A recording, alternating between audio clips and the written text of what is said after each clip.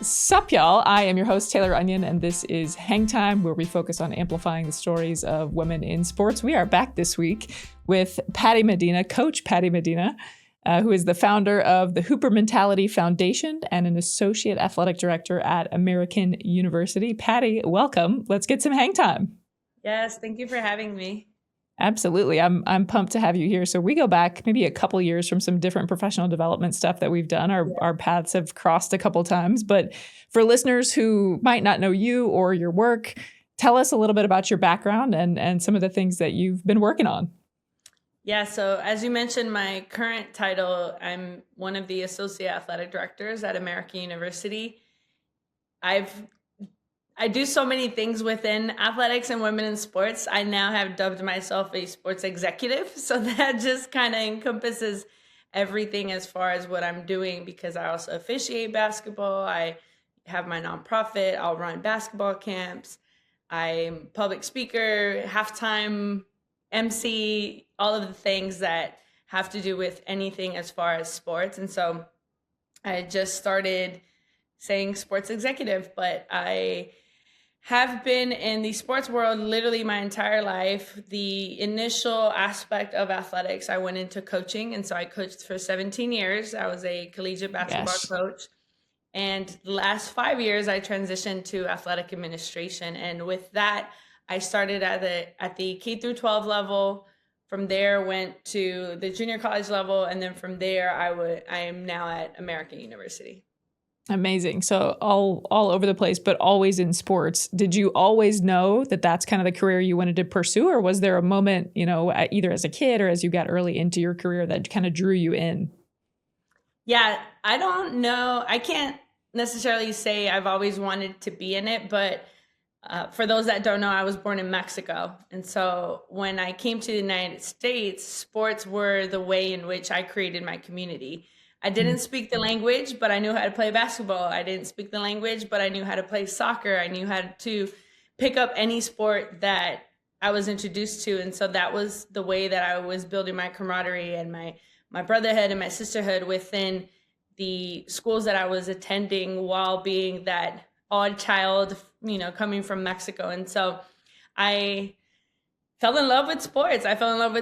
It's funny that I'm now an administrator for athletics, and I oversee a lot of the athletics sports, because in high school I was a 4-sport athlete. So I did basketball, volleyball, field hockey, and I was a thrower during track and field. Okay. And so that was one of the things where I'm like, okay, I just love sports. I love being a part of it. When I was coming up, I thought coaching was the only route that you could go into as far as, wanting to stay involved with sports. And later I found out there's so many roles. And even now as an adult, I'm finding out there's so many roles and so many different areas within athletics, within sports, that people can pursue. But like I said, there's not really a turning point that said, oh, that's the day I knew I wanted to be in sports, but it's always been a part of my identity and who I am and my experience in the United States. And so I just kind of turned my regular day-to-day into what is now my job. Yeah, I have this backwards in my notes, but I want us to jump to the Hooper Mentality Foundation and maybe spend some time talking about the 17 years that you spent coaching, which I assume played a role in founding the foundation that you have. So I mentioned that in the intro, that you are the founder of the Hooper Mentality Foundation. What inspired you to create that? Was there, a moment or an experience? Maybe you've talked about it a little bit already, but just something where you realized, hey, this is something that needs to be done, and I think it could be helpful to others. Yes, the unfortunate turn of events that really motivated me to start that nonprofit was I experienced, within a time span of 4 years, I experienced 3 former student athletes that died by suicide. Oh my gosh. As a coach, you sit back and you think, well, did I not do enough? Did I not prepare them enough? Did I not teach enough life skills? Did I not teach enough coping mechanisms? And I started to realize that it's not the responsibility of the coach to have to do all that. And a lot of times, especially at the lower institutions, they don't have sports psychologists, they don't have therapists, they don't have any of those resources. But we started to think about what are the conversations that need to be had around mental health. And when my last student athlete that died by suicide, they overdosed, and I spoke to mom, and I kept apologizing, kept saying, hey, I'm sorry, I wish I could have done more. And she was the one that said, you know what, you can't bring her back, but there are things that you can do to help the next wave of athletes. And so that's where we started to do, at the time we were already doing basketball camps. We were already having basketball camps, having them all over the US, specifically in San Diego. And then we started implementing mental health and faith-based practices into the camps. And so we would do breakouts, and they would do meditation or mindfulness or pray or whatever they wanted to call it. And then we would do journaling. So we would teach them how to do journaling. We would teach performance anxiety. So when they would shoot free throws, like we'd have the entire camp like get around them and make noise, and then, but not just do it just to be like, oh, hey, go learn how to shoot a free throw under pressure. It was saying, we would pull the student aside and we'd say, what are you thinking right now? What's going through your mind? How can we silence that, right? Positive self-talk, positive inner self-talk, inner narratives. And it just started feeling like, okay, to mom's point, I can't bring her back, but I'm like, okay, if there's ever a situation where someone is feeling the way she was feeling, that they could have the tools or the courage or the resources available to be able to speak out and say, hey, I need help, and that's kind of what it was. And like I said, unfortunately, it took more than one situation to be like, okay, this is a problem.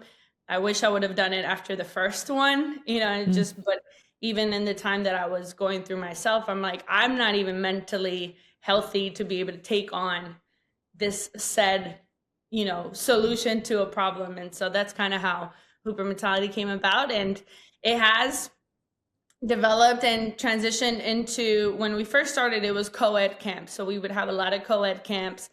And then after COVID, as you know, there was a tremendous decline in girls playing sports.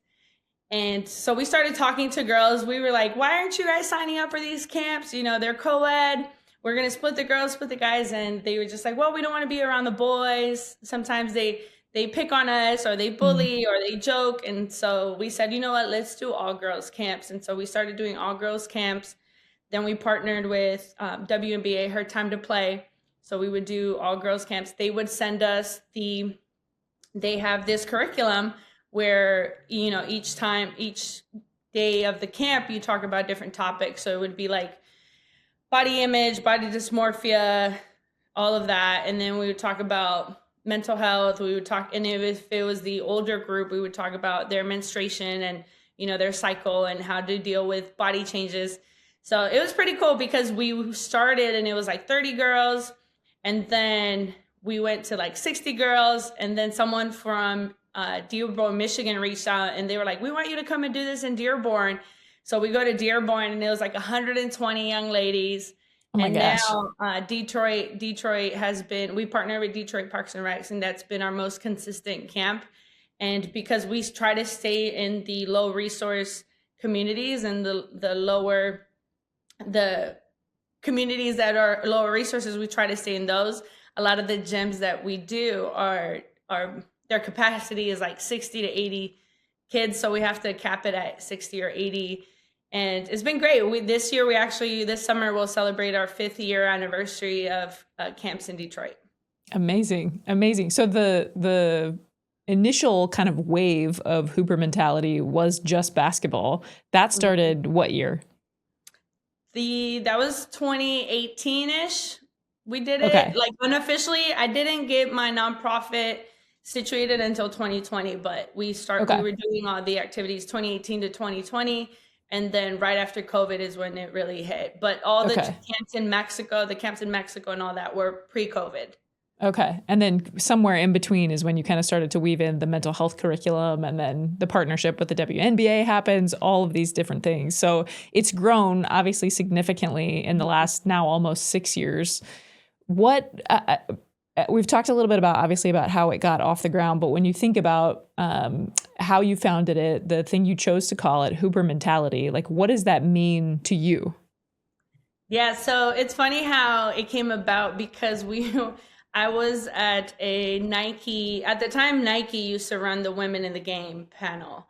And it was a Women in the Game like full day initiative. Now USA Basketball runs it. But when I did it, it was in LA and it was through Nike. And I remember one of my former players had just graduated from Western Illinois. They had like the nice run, made it to, March Madness. She From Western graduated. Illinois? Yeah, Okay, amazing. I used to work there, so the episode that came out really. Yeah. today is That's two kids from Western Illinois. yeah, Jasmine Patrick. So she Okay. graduated, I want to say 2018 from Yeah. there. And the Yeah. last time they've been was 2017. So yeah, Oh amazing. wow, that's awesome. Shout out to JP. Yeah. Yeah, so she and I were at this conference and we're listening to Coach Corey Close talk. And Coach is talking about how at UCLA their team has like a specific sports psychologist just for women's basketball. And I Wow. remember JP and I sitting in the crowd and we're like, imagine if all teams had that. And then we thought, well, imagine if we started at high school and middle school. Imagine if those resources were available before you even got to college. What are the ways that it would look like? And so we finished the conference, we go and we had Thai food. I remember vividly, we were having Thai food and we were like, JP, let's start. So now she's on my board. She's one of my board members. And so I was like, JP, we should start this. And we went through this whole idea. We did players mentality because we're like, okay, well, maybe we can do other sports. And then she was like, Hooper mind. And it was like this whole process, creative process. And we finally landed on Hooper mentality. Kid you not, while we're sitting at Thai food, I buy the domain.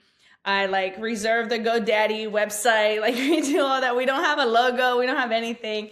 And we just believed in it so much. We believed in it so much because we knew from experience, me as a coach and her as a former player, that those resources were the resources that we lacked. And so in the beginning, what it entailed was I went to my alma mater at San Diego State and then at National University, and they have sports psychologist departments or just youth psychology departments too.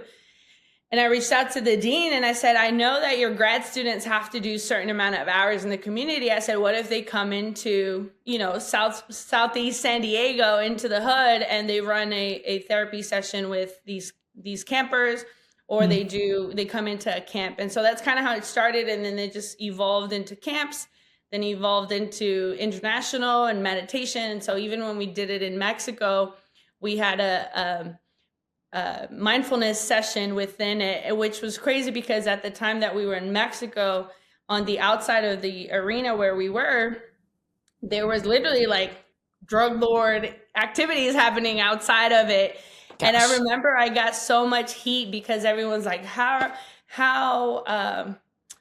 irresponsible of you to like come out here and run a camp and knowing what's going on. And I said, well, the children need a safe haven. You know what I mean? Like they need a space where they can decompress from what is going on outside of these four walls. And so we ended up having a camp, and it was so purposeful. It was so intentional. And the kids forgot for 8 hours a day. They forgot, what was going on outside those doors. But yeah, it's definitely evolved and it continues to evolve because I think it comes down to the need of the student and the athlete, and in this case, the hooper, right? Yeah, I love that. Again, it's so much fun when you can remember specifically back to, yeah, we were eating Thai food. We did this, this, Yeah. this. This is kind of where it came from. The origin stories are always so much fun to hear. I'm curious to know, with the programming that you've been able to do, you just shared obviously the story where these kids can kind of have this safe haven and forget what's happening, in their lives. What are some of the other kinds of impacts that you've maybe seen from athletes who have been involved with your camps, whether they've been super little? I'm assuming some high schoolers maybe hopefully have gone on to pursue college Yeah. careers now, but what's some of the impact that you've seen there? Yeah, I think you start to see a sense of confidence in being open about speaking about mental health. Mm. A lot of our student athletes, we would promote multidimensional identities, because I think that's something, especially within athletics, is that a lot of times, or even I had another interview yesterday, and it was about motherhood, and I was talking about how as moms, like, we're not monolith, we're not just Mm. moms, like there's so many things. And so it's this, the same goes for athletes, right? So many times they're like, they are dribbling a basketball right out of the womb, and that's all they know. And that's, we learned that with COVID, because with COVID you couldn't go to hoop down the street, you couldn't go to a gym, you couldn't do all that. So then these young athletes were going crazy at home, like, what do I do, and I'm like, pick up a hobby. They're like, but I don't even know what I like. And so it was really one of those things where it's like, it really taught our student athletes to be multidimensional and really advocate for that. And so as much as we've had many student athletes go into Division I and go into collegiate basketball, we've also seen an influx of them going into entrepreneurship, or Mm. some of them are content creators and they are their own brand. And so those are the things for us that makes it exciting, is that when they come to our camp, we don't just preach, we don't just coach the hooper, we coach the person. And I remember coach from San Jose, at the time she was at San Jose State, April Phillips, and she used to say student athlete human, Mm. and so that's like, we don't even focus on the student, we don't focus on the athlete, we focus on the human. And I think that's the part that would make us different from other camps, is that you would go there, and whether you were a hooper or not, you being there, like, you were part of the community. And so we used to partner with this foster home in San Diego, and they would bus the kids from the foster facility, they would bus them in, and we would ask them, hey, do you like sports? And they're like, no, I don't even want to be here. And I said, okay, well, what do you like? And then she's like, well, I like helping. I said, okay, well, you know what? Don't even worry about the camp. You come and help me with registration. She was the best administrative assistant. I gave her like a fake administrative assistant, and she was the best and loved it, and kept coming back, and she felt purposeful. And she would tell people, I went to a basketball camp, and they're like, you don't like sports? And she's like, yeah, I was the administrative assistant. So I think a lot of times we pour into the athlete, we focus on the athlete, but we don't really try to bring out what's best. Even with my son, like, we talk about academics and athletics, but then I'm also like, oh, you like anime, you like graphic design, you like this, and so it's like learning the multi-dimensional identity, like I mentioned earlier, of the human, and not just the student and the athlete. Yeah, we spend so much time in student athlete development at the college level. And I think also from just athlete and player and youth development, we spend so much time telling kids and college athletes and whoever, like, you can be whatever you want after college, Mhm. right? Like, you have these team experiences, you have this leadership experience, you have all these things, but we don't necessarily tell them how it translates into Right. another space. And so I love what you just said about the girl who was like, I don't like sports, but I like helping. Like, okay, great. Administrative assistant. This is perfect Yeah. for you. Like, it's so amazing to be able to see that in real time and to help kids kind of create those connections to, oh, this is maybe a job that I might want to pursue Mhm. later down the line. So I love that. Speaking of college athletes, so at some point your career takes you into college athletics administration. Let's just start with, how did you get started doing that? Like, when did you make the pivot from coaching into administration? It started because I promised my son that when he would go into middle school, I would transition out of coaching. Initially, I thought that I would become a sports management professor, because while I was coaching, similar to NAIA, D2, D3, you're not just a coach on your campus. Sometimes you're even the AD and the coach. And so in my case, I was the coach and a sports management professor. And I thought, okay, that's the career path I'm going to take, until I found out that sports management professors, or professors in general, unless they're tenured, it's really not like an actual salary. Mm. And so I said, okay, well, I have to find something else. And a friend of mine just said, well, why don't you become an athletic administrator? And I said, well, outside of an AD, like, what does that even look like? And started explaining different areas. And I started thinking about my experience, my 17 years as a coach. And I thought about how in the 17 years that I coached, not once did I have a minority administrator, let alone Mm. a female administrator. That was enough ammunition for me to want to, like, just go in and, come in with that full force of wanting to be that, because it was one of those things where it's like, okay, be who you wish you had when you were growing up, right? And I think as a basketball coach, I would have loved to have had a female administrator say, hey, I support you. I understand what you're going through as a mom, as a woman, as a coach. And I didn't have that. And so when he told me about that, I said, you know what, you're right. Like, that's the route I want to go. Then it got to the point where I had to figure out in what direction, right? Because then I find out, which again, I didn't know enough of it at the time. There's development, there's compliance, there's financial aid, there's student athlete development, there's business office, internal, all these things. And I remember I was talking to one of my girlfriends who is the coach at St. Joe's. And I said, Prim, I want to become a Division I athletic director or administrator, but I feel like I have to narrow down to a specific niche, right? And she's like, oh, I want to introduce you to my AD. Like, you'll love her. You know, I want to introduce you. And again, I'm new, so I don't think anything of it. And it's Jill Bodenstein. And so I'm like meeting with her, and then I go to look her up look her up before I meet with her. And I'm like, this lady is big time, right? And so I meet with her, have this whole Zoom call with her, and what she does, and I do this now when I mentor people that want to transition from coaching to admin, I do this now. She screen shared, pulled up her org chart, her athletic department org chart, and literally went through and said, this is what this person does, this is what this person does. And then she said, now that I know who you are and what drives you, these are not your areas.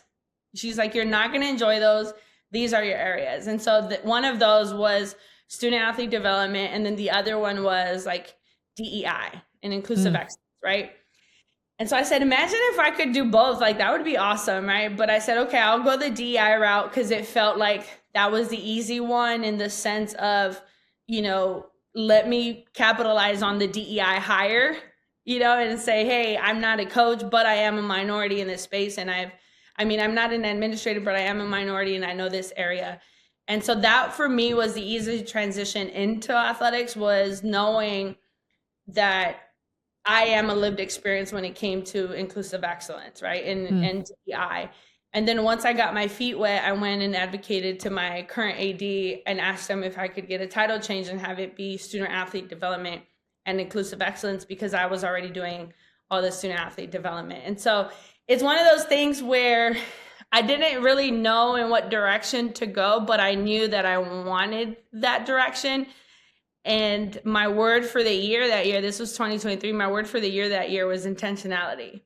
And so every room I was in, every Zoom call I jumped on, every person I emailed, every podcast I was a part of, everything I was doing was with the intention to become a Division I administrator and get on people's radar as, you know, a quote unquote subject matter expert in that space. And it literally, one of those things that I tell people all the time when I meet with mentees, and, you know, I tell them like, okay, what direction you want to go? Like, what is it that you want to do? And if they said, oh, I don't know yet, I said, that's going to be some self-reflection that you need to do, because otherwise I can't help you. Because if I know that you want to go student athlete development, I know who to connect you with. I know who to guide you to. If I know you want to go into development, I know who to connect you with. But if you're telling me, oh, I just want to be in athletics, I said, that's too broad. And that's what Jill told me. Jill was like, you need to narrow it down, because then I know who to introduce you to. So that's kind of how I ended up where I'm at now. And now, funny enough, I'm now in a mental process of doing another career transition within athletics. I am very much, and you're familiar with this, very much internal operations with student athlete development, right? We're very internal, very student forward facing. And in order to become an athletic director, you have to have the external revenue generation, you know, toolbox and toolkit and experiences. And you have to be able to say, I brought in $1.5 million.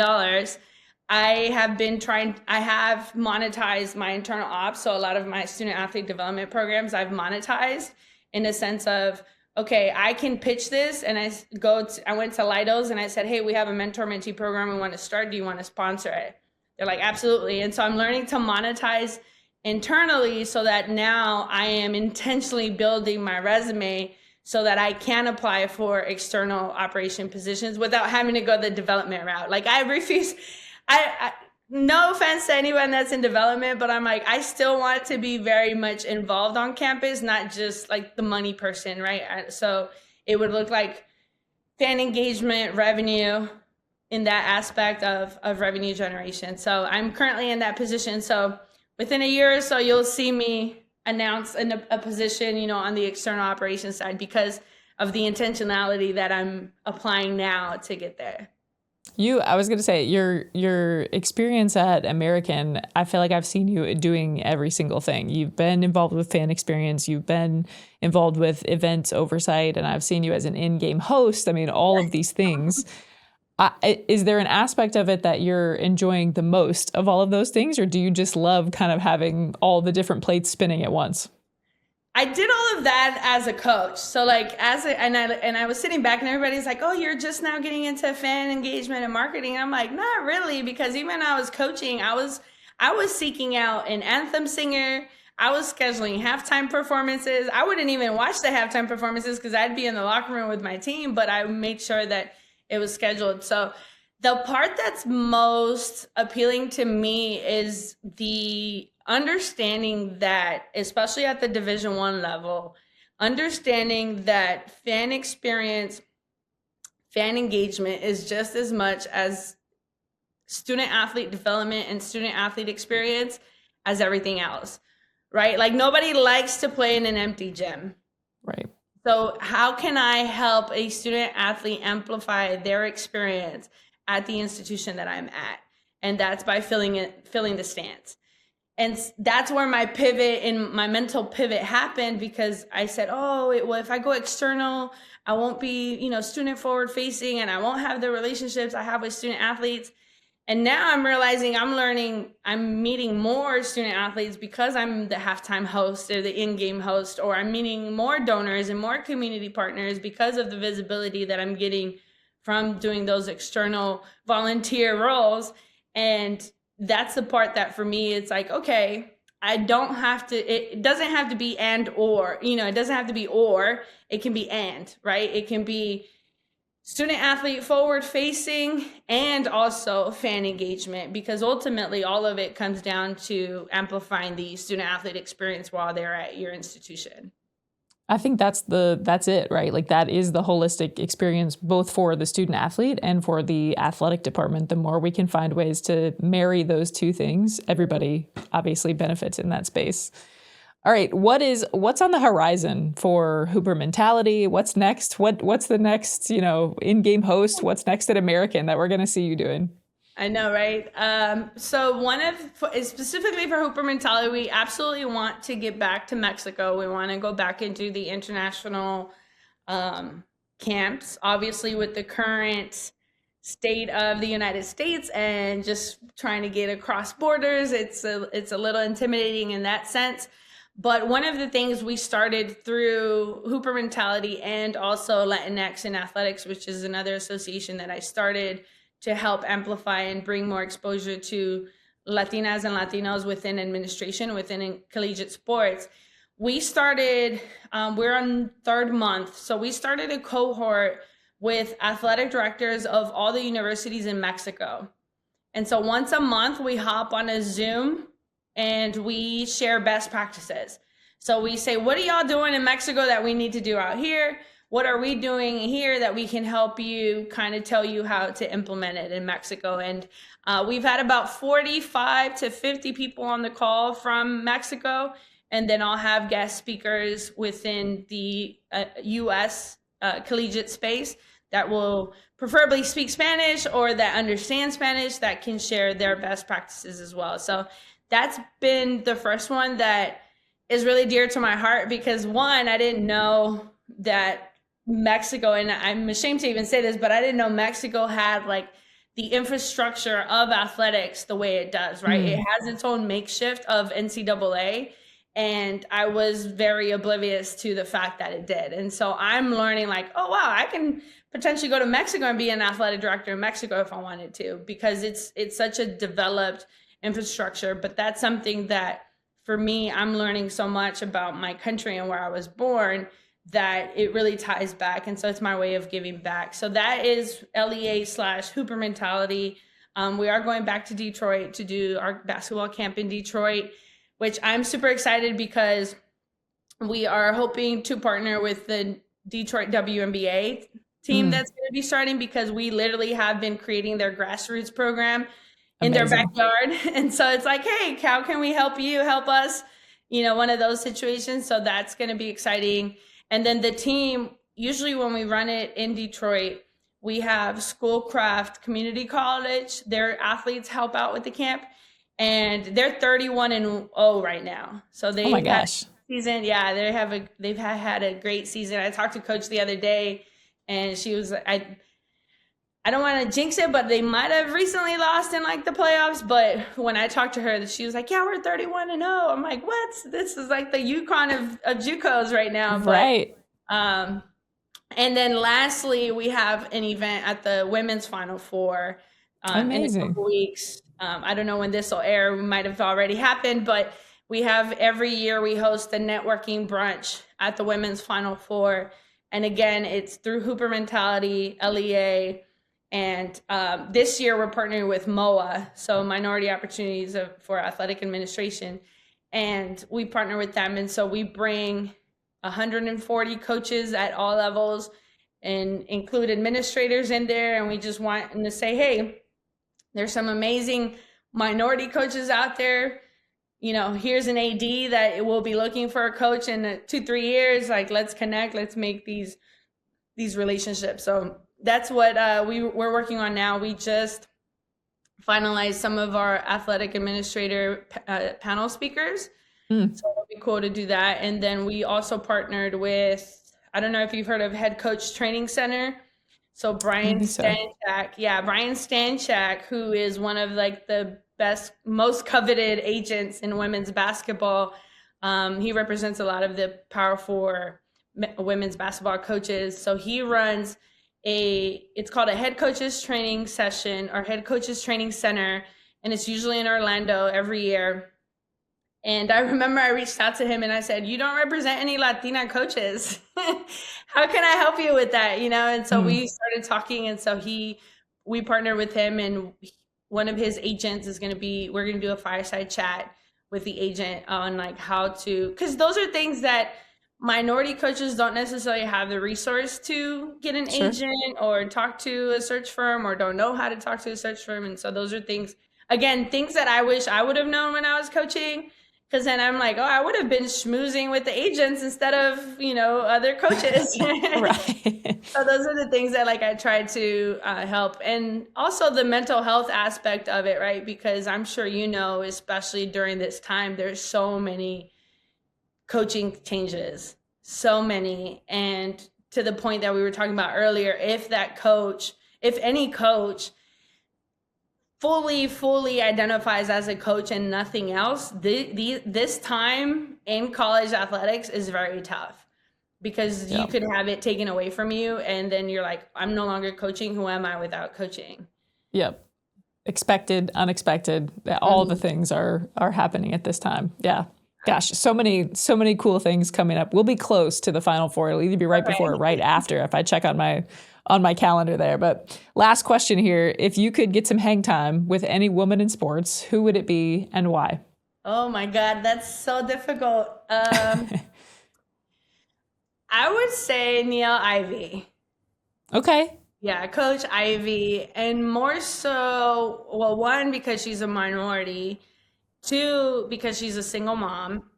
And 3, she is so multifaceted in the aspect of who she is as a woman, and very unapologetic in the spaces that she's in, right? And I didn't get to see that growing up. And that's something for me that you look at a powerful woman and you're like, oh, that's a woman, that's a force to be reckoned with, And so she's one of those that I'm just like, I just love how she carries herself, how she loves up on her players.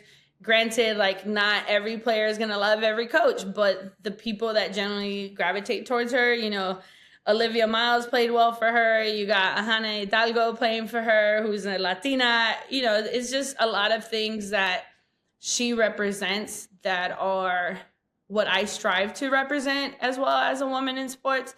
And I love that she's a mom and she never really shies away from those conversations of being a mom. And just the fact that her son played for like the team in Detroit that she used to play, it's just one of those things, like a feel good story of like a single mom making it.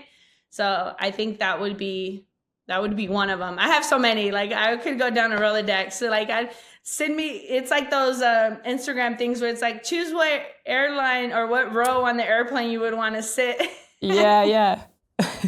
I love that. I can't even think of what the brand was, but Niele Ivey was just in a commercial, it was like a Geico level. I don't think it was Geico, but which I love to see more women, and especially women coaches in that space. I feel like we've seen Coach Prime and Nick Saban, in those types of commercials for a long, long time. And so it's fun now to see her. Dawn Staley obviously has done a few with Aflac and Coach Prime and all that, but it's fun to see more women coaches coming up in that space too.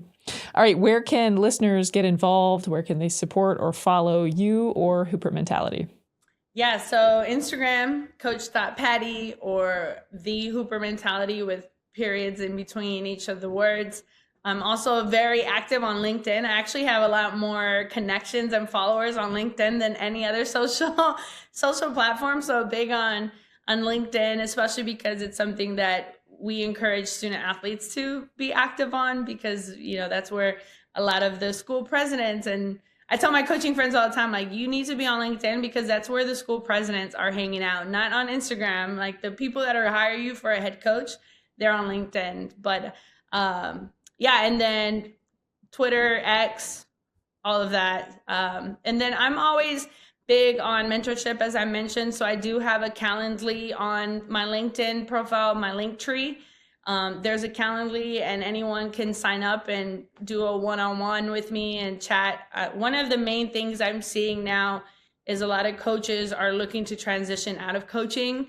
And so I've been helping a lot of current coaches navigate what that would look like going into administration.